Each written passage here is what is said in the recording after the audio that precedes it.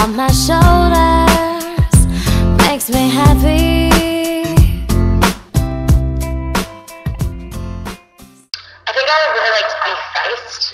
I think I've just done a lot of her live performances lately, and I would like to get inside her head for a day and see if she's really on top of it, if she's orchestrating all of those meetings. Like, just the way she thinks musically would be really cool to experience.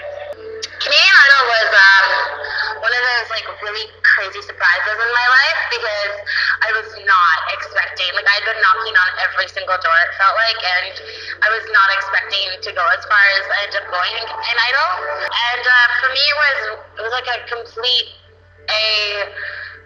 amazing breakthrough thing for me, because it really helped launch, I think, my career in the industry. But I think it was also, like, at the time, it was like just like an emotional roller coaster. Like, you're tired, you're fighting for something that you so badly want, and you feel like you finally get like a lucky break and you just don't want to mess it up. So there was a lot of pressure, but obviously it's still like all fun things, like all fun problems, like what am I gonna wear, what song am I gonna pick, and are people gonna like it? It's not really like anything to lose sleep over, but it was definitely like really intense anyways, you know? Yeah. The tour was pretty crazy. It's nothing like this tour. Every tour is really different.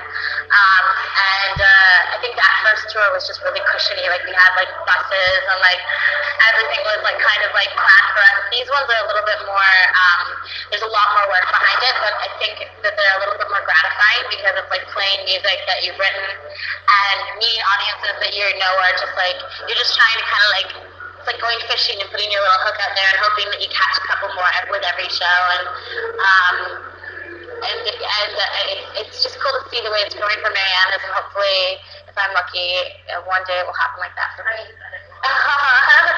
Thank you. I know, I was like that attention-seeking child that like wanted to wear a tutu all the time, and I started in like the musicals in high school because I just pretty much worked like night and day at like memorizing lines, and I was obsessed with just being in the spotlight. I think that's actually changed more as I've gotten older. It's not that I don't really like it, it's that I've found more fulfillment from songwriting and from getting kind of behind the scenes, like the recording process. And I don't, not that I don't like performing, I do. It's just sort of become one of those things that's part of the job that once I'm out there, I'm in my element, it's lovely, but I'm also kind of in my head thinking, what can I do next time to make this all better? You know what I mean? And what do I want to fix musically? And for me, it's a funner thing to chase, you know?